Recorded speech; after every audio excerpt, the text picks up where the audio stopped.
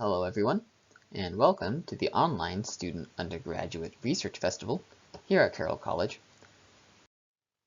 My name is Austin Wassenberg, and today I will be talking to you about my project on modeling an accretion disk. The first thing I need to cover is some background information, the most obvious of which is, well, what's a black hole? A stellar black hole is formed from dying stars. A star has a very large amount of hydrogen in its core, a large reservoir of hydrogen, and it uses this hydrogen to perform nuclear fusion. Now, nuclear fusion produces enough energy and radiation to keep the gravitational force of the star's mass at bay. So when it runs out of hydrogen, there's nothing to stop the star from collapsing in on itself. When it does this, it produces a spectacular explosion known as a supernova. For stars at least 2 to 3 times the size of our own sun, the gravitational force is so extreme that the remaining mass after the supernova will collapse into a singular point. This gives us a finite amount of mass in an infinitely small volume. And this is what gives the black hole the unique properties that make it a fascinating object of interest. So any black hole has 3 basic components. We have the singularity, firstly, and the singularity is the single point where all of the mass is contained. Then we get the event horizon. The event horizon, in layman terms, is the point of no return.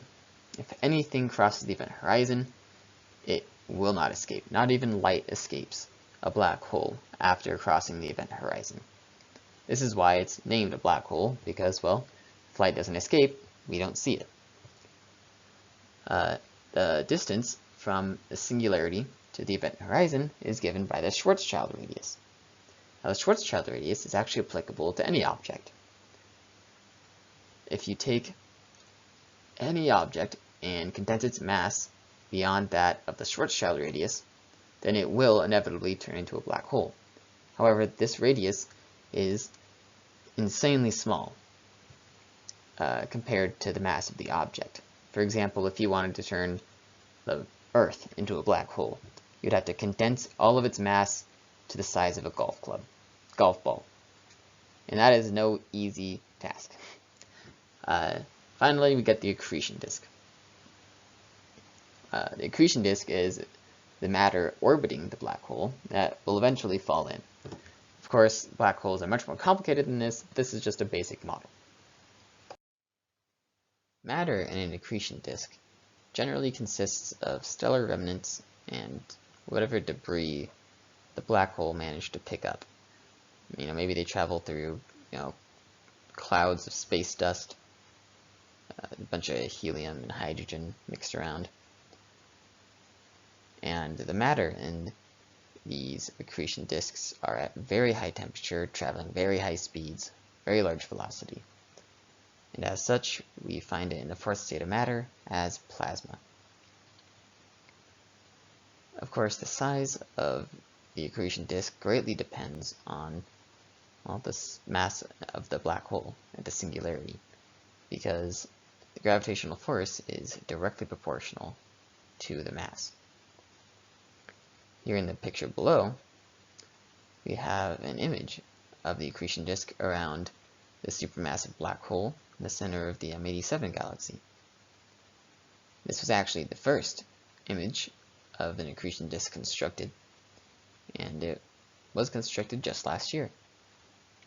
Now, accretion disks can range from a couple Schwarzschild radii long to even as large as our solar system, depending on the size of the mass of the black hole.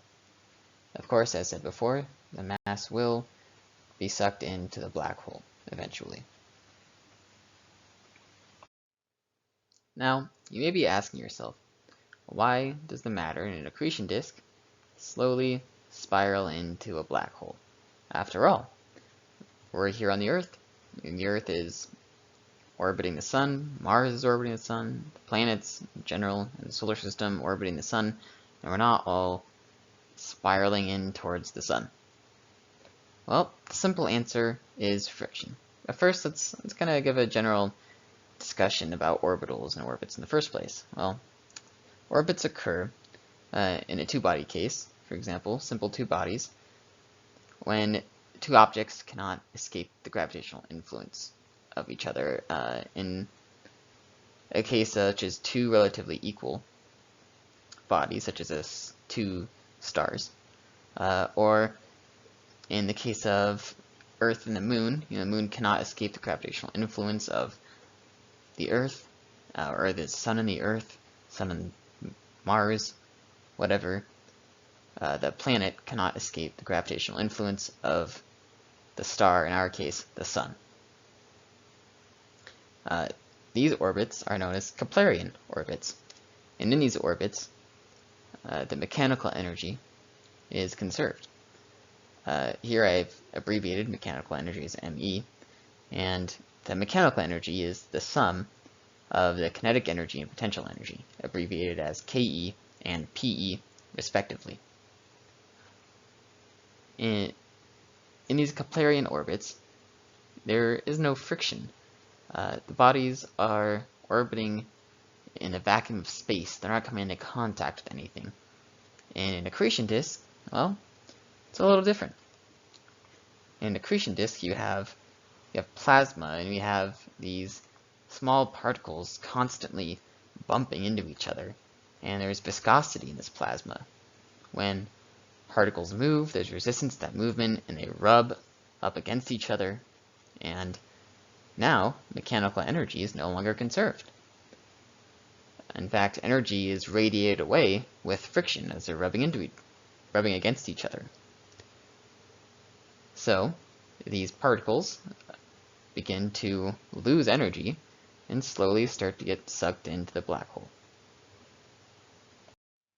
To describe the motion of liquids and gases and even plasmas, physicists, engineers, and mathematicians use fluid mechanics. At the heart of fluid mechanics is the Navier-Stokes equation, which falls out of the conservation of momentum.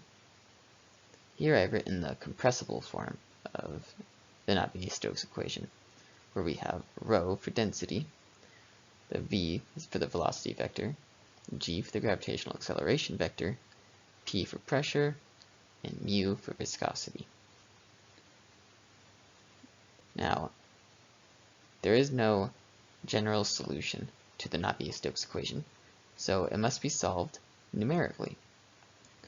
And each component of the vectors needs to be solved simultaneously. In my case, I chose cylindrical coordinates. Lastly, before I move on to my models, I'd like to talk about some of the assumptions and limitations of my models. The first thing I assumed was that the accretion disk was thin. This allows me to work mainly in two dimensions, which then allows me to study the interesting elements of the disk and neglect the z component. This also allows me to neglect magnetohydrodynamics, which is a form of fluid mechanics specifically for plasmas that involve magnetic fields, which are generally three-dimensional. I also decided to keep constant pressure throughout the disk because while pressure waves in black holes are fascinating, they are not my main focus of interest. I also assumed no spin in the singularity of the black hole, as that causes a dramatic amount of complications that would, I think, detract away from this study. And finally, I assumed an appropriate mass for the black hole, given about 6 times that of the Sun. Finally, we move on to the models that I've created. On the left, we have a very simplistic model where we don't have any viscosity and no friction, therefore, in the disk. Therefore, in the accretion disk, we get exactly what we'd expect: a bunch of Keplerian orbits by all the particles in the disk. Now, I modeled the disk from 2 Schwarzschild radii to 3 Schwarzschild radii. This, of course, wouldn't be the whole entire length of the disk. However, it is enough of the disk to provide important details. while also saving on computing power.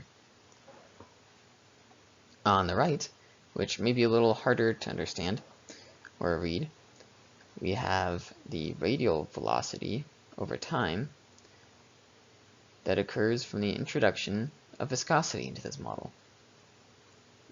Now, because of the angular independence of this model, we are able to use a simple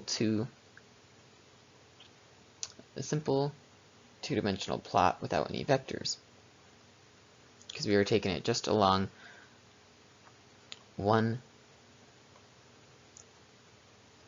angle in the disk.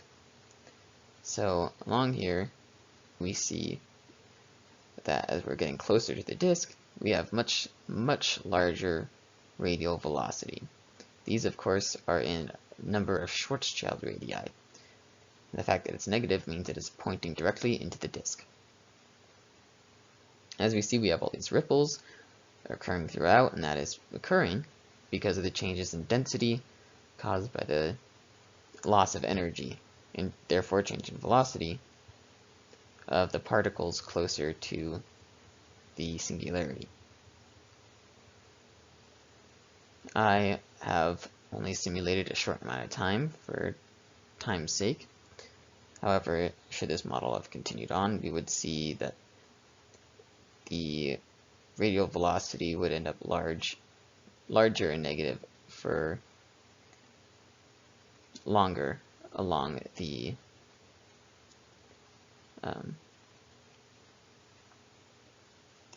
disk.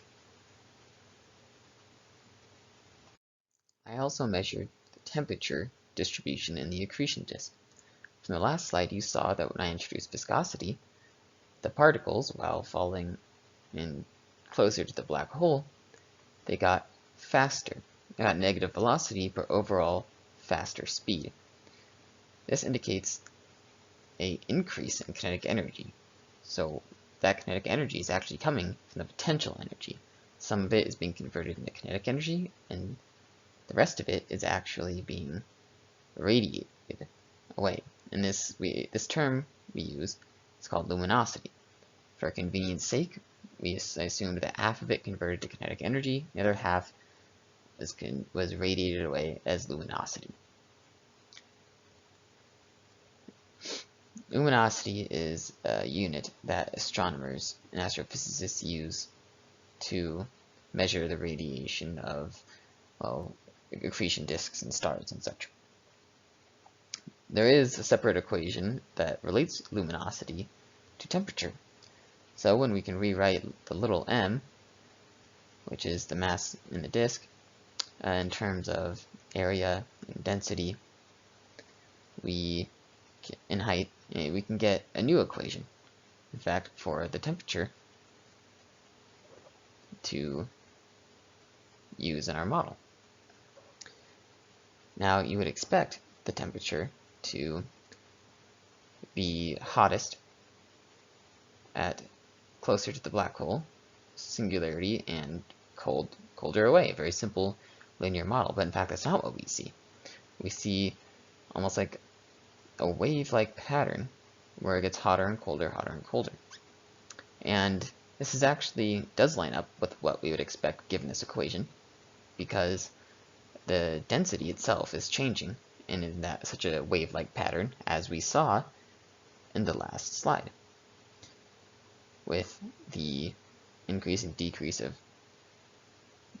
density in such a wave-like state, we can also expect temperature would follow a similar suit. As when there's less stuff, there's less temperature. There's a cooler temperature. And as that same spot acquires more matter, we get a higher temperature.